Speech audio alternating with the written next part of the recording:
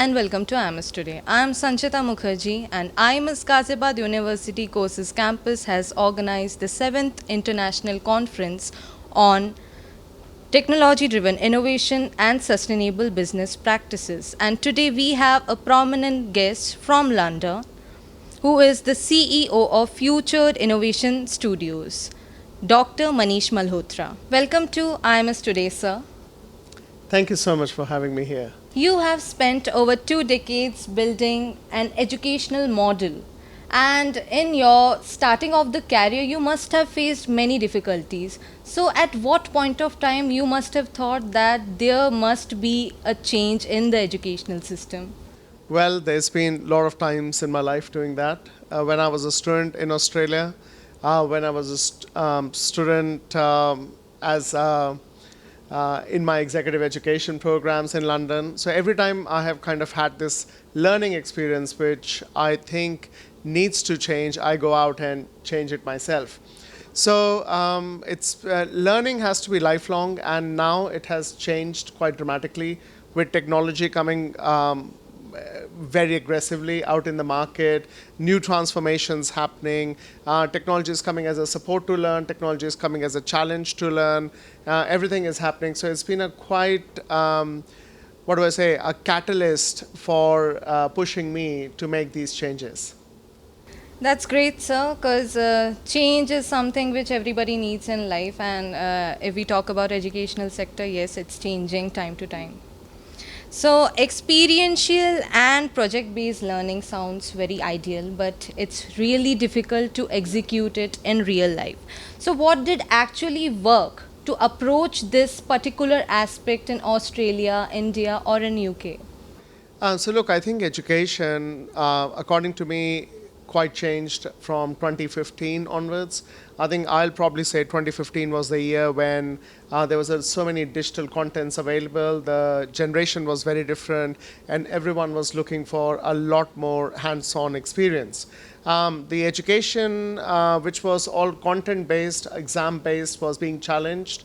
The content was much better available on YouTube, free of cost, and so was the examination was not up to the mark. Now, employers started to ask about, can you do this thing? You know, not that you just have a degree, but can you demonstrate the skills?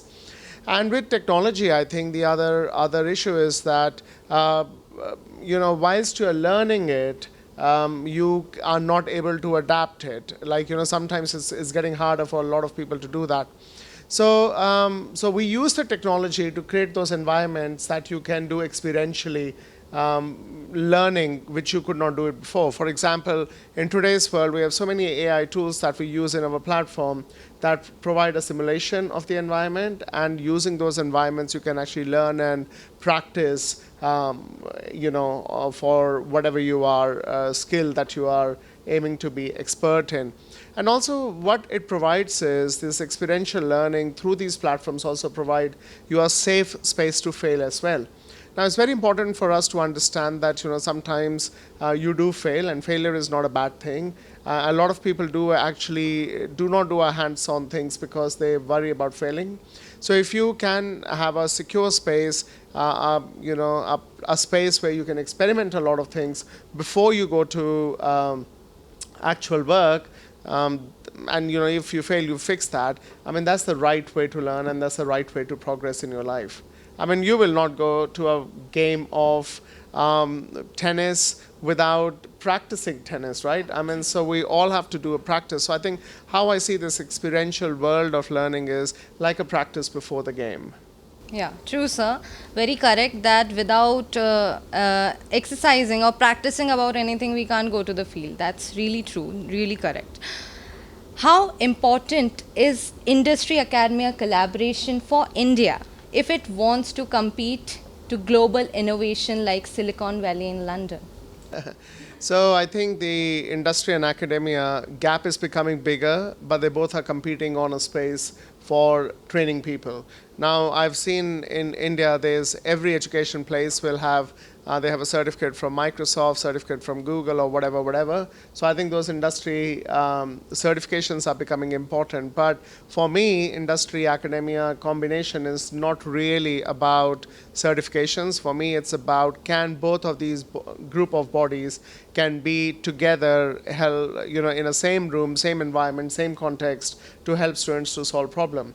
So ideally, I think it should be a combination of an industry expert who is unable to solve a problem or would like the problem to be solved, is actually combining with academia and students to work together to solve it.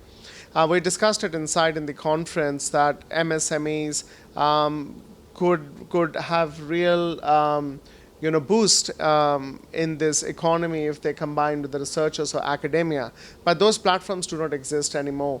So that's where we have to kind of make new platforms where academia can work with industry, get trained from industry as well, and industry at the same time can expect some real outcomes from the academia, and just making sure that they actually do get what they're supposed to get, rather than making it as an academic project or a research paper.